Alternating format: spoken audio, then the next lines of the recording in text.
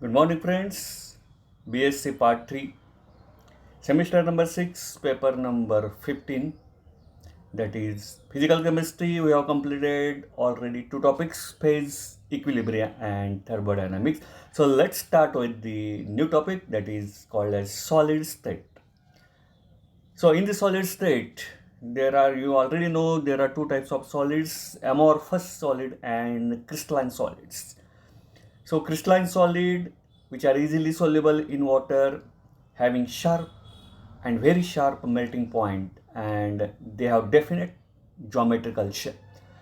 But in case of amorphous substances, they are not easily soluble in water, they have no definite geometrical shape, and they have no particular melting point.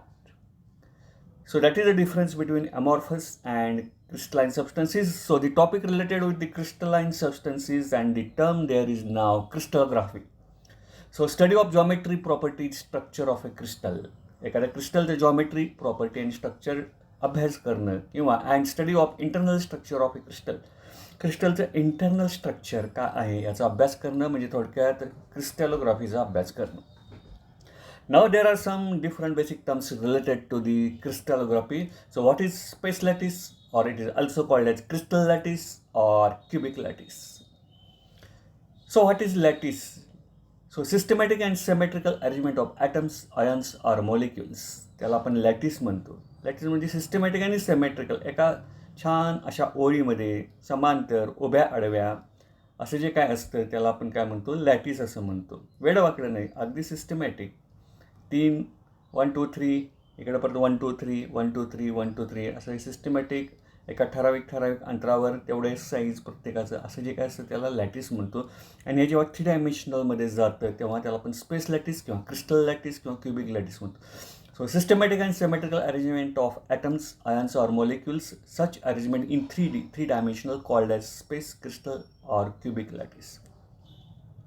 Next term lattice sites, the position occupied by the particles in the crystal lattice. तुम्हाला cube माहीत आहे, क्यूबमध्ये 3 axis असतात, त्याला आपण 3 dimensional म्हणतो. आणि या प्रत्येक क्यूबच्या जर कॉर्नरवर एखादा पॉईंट असेल तर त्या पॉईंटला लॅटिस साईड म्हणतात किंवा लॅटिस पॉईंट असं सुद्धा म्हटलं जातं. सो द पोझिशन ऑक्युपाइड, तर त्या क्यूबमध्ये जी काही त्या पॉईंटची जागा असेल किंवा तो जो काही पॉईंट असेल त्या पॉईंटला लॅटिस साईड म्हणतात. Face of the crystal, a face which is found by joining the lattice sides or lattice point. हे जे सगळं लॅटिस पॉईंट्स किंवा लॅटिस साईड्स आहेत हे जर आपण छानपैकी जॉईन केले तर तो क्यूबचा एक फेस किंवा एक बाजू तयार होते. That is called edge face of the crystal. नंतर आपण डायग्राम बघणार आहोत, त्या क्लिअर संकल्पना होतील.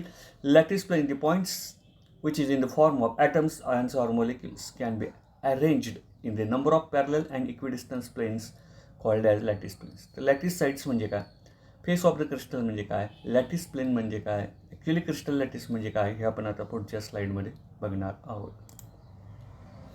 So this is the space lattice, cubic lattice or crystal lattice. तिथे तुम्हाला या डायग्राममध्ये दिसतो. तर ए हा जो पॉईंट आहे, बी सी डी हे जे काही पॉईंट आहेत ह्यांना लॅटिस साईड्स म्हणतात. हे चारही पॉईंट जोडले तर मला काय तयार होतो, हा फेस ऑफ दी क्रिस्टल किंवा हा एक फेस ऑफ दी क्रिस्टल. आणि ह्या क्रिस्टलमध्ये जेव्हा मी हा हे मध्ये एक काढलेला आहे त्याला काय म्हणतो, प्लेन ऑफ दी, त्याला लॅटिस प्लेन म्हणतात. म्हणजे 4 पॉईंट जॉईन केल्यानंतर जे काय तयार होतं आत क्रिस्टलमध्ये त्याला लॅटिस प्लेन म्हणतात, ह्याला फेस ऑफ दी क्रिस्टल म्हणतात. आणि हे जे काय आहेत हे पॉईंट्स याला लॅटिस पॉईंट्स किंवा लॅटिस साईड्स असं म्हणतात. So ABCD face of the crystal हा प्लेन म्हणून सुद्धा ॲक्ट होतो, हा एक प्लेन आहे, हा एक सुद्धा प्लेन म्हणून ॲक्ट होतो. तर हे सगळे आपले मुद्दे आहेत. युनिट सेल म्हणजे काय बघा, आता इथे दिलं बघा lattice sides, face of the crystal आणि हा लॅटिस प्लेन इथे डायग्राममध्ये दाखवले.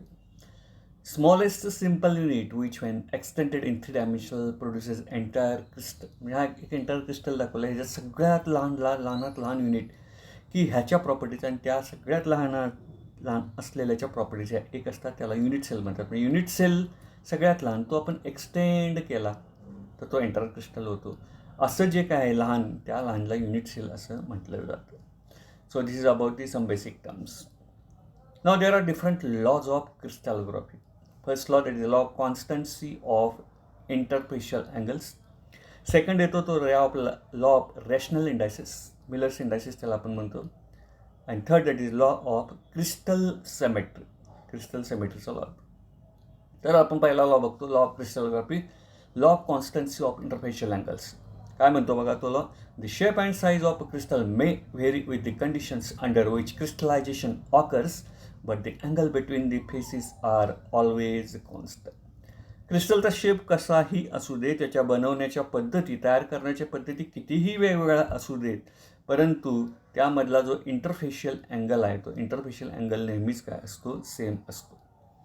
दी shape and size of the crystal may vary. आता इथे शेप बघा, मे व्हेरी, बदल झालेले आहेत. With the conditions under which crystallization occur. क्रिस्टलायझेशन कशा पद्धतीनं होतं, ती कशी मेथड असू दे, हे क्रिस्टलचे शेप वेगवेगळे जरी असले तरी angle between the faces are always constant. हा अँगल कॉन्स्टंट. समजा हा क्रिस्टलचा साईज आहे, हा क्रिस्टलचा साईज आहे, सेम क्रिस्टलाचा सोडियम क्लोराईड आपण घेतलं. हा जो अँगल आहे, हा इंटरफेशियल अँगल म्हणतो, आतल्या साईडचा अँगल. हा जो इंटरफेशियल अँगल, क्रिस्टलच्या आतल्या बाजूचा अँगल, इंटरफेशियल अँगल, हा अल्फा असेल, हा अल्फा असेल, तर हा alpha is equal to beta किंवा alpha is equal to alpha. हा आणि हा अँगल काय असेल? सेम असेल. तर लॉ ऑफ क्रिस्टलोग्राफी मला पहिला लॉ आपल्याला असं सांगतो. Interfacial angles of all NaCl crystals are 90 degree irrespective of their size and shape. सोडियम क्लोराईडचे क्रिस्टल्स कितीही त्याचे शेप वेगवेगळे असू देत, त्यांच्यातला सगळ्यांच्या मधला इंटरनल अँगल मात्र किती असतो? 90 असतो. And this interfacial angle measured by contact goniometer. Contact goniometer नावाचं एक इन्स्ट्रुमेंट आहे. तुमचं जर BSc 2 BSc 1ला जिओलॉजी असेल तर ह्या गोष्टी तुम्हाला बऱ्याच सोप्या जातील, नसेल तरीही सोप्या जातील. इथं आपण त्यासाठी जमलेलो आहोत. तर कॉन्टॅक्ट गोनिओमीटरनं हा अँगल आपण मेजर केला जातो. तर लॉ ऑफ क्रिस्टलोग्राफीमधला पहिला law of constancy of interfacial angles. Shape क्रिस्टलचे कसे असू देत, साईज कसे असू देत, तयार करण्याच्या पद्धती किती वेगवेगळ्या असू देत, पण प्रत्येकातला इंटरफेशियल अँगल हा समान असतो, कॉन्स्टंट असतो. So this is law number 1, law of crystallography, law of constancy of interfacial angle. Now next law of rational indices. त्याला 20 इंडायसिस किंवा 20 कोइफिशियंट्स म्हणतात किंवा मिलर्स इंडायसिस. आता बघा इथे एक मी ट्रायंगल घेतलेलं, LMN. 3 ॲक्सिस आहेत, X ॲक्सिस, Y ॲक्सिस आणि Z axis. LMN face of the crystal घेतलेला आहे, तो अंडरस्टडी आहे. आणि ABC हा स्मॉल त्याचं युनिट आहे, ABC. आणि ह्यामध्ये पॉईंट O आहे. O2 capital A distance small आहे, O2 capital C distance C आहे, आणि O2B त्याचं डिस्टन्स B आहे. So LMN face of a crystal आणि ABC त्याला आपण काय म्हणून? Unit cell. आणि जेव्हा युनिट सेल हा एक्सटेंड होतो तेव्हा तो एंटायर 3Dमध्ये जातो. आपण युनिट सेलच्या व्याख्यामध्ये बघितलेलं आहे. So it is a 3-dimensional figure having axis XYZ. The face under study or the face under study, that is LMN, and the ABC is the unit cell. It is possible to select 3 coordinate axes of unit distance such that the ratio between the intercepts on these axes for different focus of a crystal can be expressed by rational number. आता rational number म्हणजे integer येतील 1, 2, 3 किंवा fraction येतील 1/2, 3/2, 2/3 वगैरेचं fraction येतील. For unit sale हा आपण विचार घेतला. OA हे डिस्टन्स स्मॉल ए आहे, OB हे डिस्टन्स स्मॉल बी आहे, OC हे डिस्टन्स स्मॉल सी आहे. म्हणून इथं म्हटलं आहे OA is equal to A, OB is equal to B and OC is equal to C. For face LMN. आता LMNसाठी बघा इंटरसेप्ट काय असतील. हा इंटरसेप्ट आपण म्हणतो बघा, इथं कट झालेला आहे, ह्या ॲक्सिसला म्हणून हा इंटरसेप्ट, ह्या ॲक्सिसला इथे कट झाला आहे, हा इंटरसेप्ट आणि हा. तर LMNचा जर विचार केला तर हे जर युनिट डिस्टन्स असेल युनिट सेलचे, तर त्याच्या पटीत हे काय येणार आहे? OL येणार आहे. म्हणजे हे आणि हे दुप्पट असेल तर तिथं 2A येईल, इथं 2B येईल, इथं 2C येईल. किती पट आहे त्याच्या पटीत ते येणार. आता इथे काय म्हटलं बघा, for face LMN OL is equal to LA. OL is equal to LA म्हणजे एलपट, एच्या एलपट म्हणजे LA. तसंच बीच्या एमपट म्हणजे MB आणि Cच्या एनपट म्हणजे NC. म्हणून इथं म्हटलेलं OL is equal to LA, OY is OB is OM is equal to MB and ON is equal to NC. ह्या गोष्टी लक्षात आल्या तुमच्या. म्हणजे हे L पटीत आहे, हे M पटीत आहे आणि हे N पटीत आहे. म्हणून इथे LA, MB आणि NC आलेले. So LMN are the integral whole numbers or infinite or fraction of a whole number also called as Weiss coefficient. इथे LMNला काय म्हणतात, Weiss coefficient असं म्हटलं जातं. आता मिलर्स इंडायसेस ही एक गोष्ट पुढे येते. And reciprocal of Weiss coefficients are called as Miller's indices. तर LMNला Weiss coefficient म्हणायचं आणि त्याचे जे रेसिप्रोकल आहेत म्हणजे 1/L, 1/N आणि 1/L, 1/M आणि 1/N that is equal to Miller's indices. त्याला आपण मिलर्स इंडायसेस असं म्हणतो. म्हणजे तुमच्या लक्षात आलं युनिट सेल आहे, युनिट सेलची डिस्टन्स आहे, त्याच्या पटीत किती डिस्टन्स झालं LMNला ते आपण काढलेलं आहे. आणि LMN हे काय आहेत, इंटिग्रल व्हॅल्यूज आहेत. किंवा इन्फायनाईट असेल किंवा फ्रॅक्शनल होल नंबर असतील 3/2 हाफ वगैरे त्याला Weiss coefficient म्हणतात. आणि 1/L, 1/M आणि 1/Nला काय म्हणतात, that is fractional millers indices. For example आपण घेतो, suppose the face element cuts all the 3 axis 2A, 2B, 3C. जसं इथं LA, MB, NC आहे तसं 2A, 2B, 3C. आता 2, 2, 3 हे काय झाले, Weiss coefficient झाले. आणि मिलर्स इंडायसेस त्याचा रेसिप्रोकल, हाफचा 1/2, 2चा हाफ 1/2, ह्या 2चा 1/2 रेसिप्रोकल आणि ह्याचा 1/3. 2, 2, 3 2, 2, 3 म्हणजे याचा LCM काढला 6 येईल. 6 येईल म्हणजेच काय होईल, इथं 6 याला 3 गुणावं लागेल, इथं 3 गुणावं लागेल, इथं 2 म्हणजे 3, 3, 2 are the Miller's indices. Next example घेऊ. इफ द प्लेन एलिमेंट किंवा face element cuts X and Y axis at unit distance and Z axis at infinite distance, then आता Xला युनिट डिस्टन्स म्हणजे 1X, Yला युनिट डिस्टन्स 1Y आणि infinite Zला infinite distance म्हणजे Weiss coefficient 1, 1, infinity. Millers indices त्याचे reciprocal 1/1, 1/1, 1/, infinity, so 1, 1, 0. If a plane element cuts X, Y, Z axis at half 1 infinity distance, half X, 1Y infinite distance, reciprocal घ्या, coefficients घ्या, half 1 आणि infinity, 1 divided by 1/2, 1/1 and 1/infinity म्हणजे 2, 1, 0 R the Miller's indices. तर हे कसे calculate करायचे हे multiple चॉईसला तुम्हाला विचारू शकतात. परत half X, 2Y, infinity Z, coefficients half 2 infinity, 1 reciprocal 1 divided by 1/2, 1/2, 1/infinity. So 2 half and 0 are the Miller's indices. So this is the law of rational indices.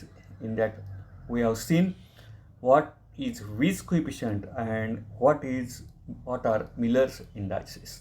तर आजच्या आपण भागात शिकलो ॲमॉर्फस सबस्टन्स म्हणजे काय, क्रिस्टलाइन सबस्टन्स म्हणजे काय, लॅटिस पॉईंट म्हणजे काय, लॅटिस पॉईंट आणि लॅटिस साईड एकच, लॅटिस प्लेन म्हणजे काय, फेस ऑफ द क्रिस्टल कशा पद्धतीनं असतो. त्यानंतर लॉजकडे गेलो, law of constancy of interfacial angle. आणि हा दुसरा लॉ आपण बघितला, लॉ ऑफ रॅशनल इंडायसेस. पुढच्या वेळी आपण लॉ ऑफ क्रिस्टल सिमेट्री पाहणार आहे. इथं आपण थांबतोय. हे व्हिडिओज सगळ्या पहिल्या टॉपिकपासून फेज इक्विलिब्रिया, थर्मोडायनॅमिक्स आणि आत्ता चाललं सॉलिड स्टेट वरच्यावर बघत राहा, अभ्यास करा, ज्ञान वाढवा. फक्त परीक्षेकरता अभ्यास करू नका, मल्टिपल चॉईस असते, आपण कसंही सोडू, या आविर्भावात राहू नका. जाणून घ्या, ज्ञान अर्जन करा, म्हणजे हे तुम्हाला पुढं भविष्यात उपयोगी पडेल. बरेच विद्यार्थी अजून लेक्चर बघत नाही असं दिसतंय.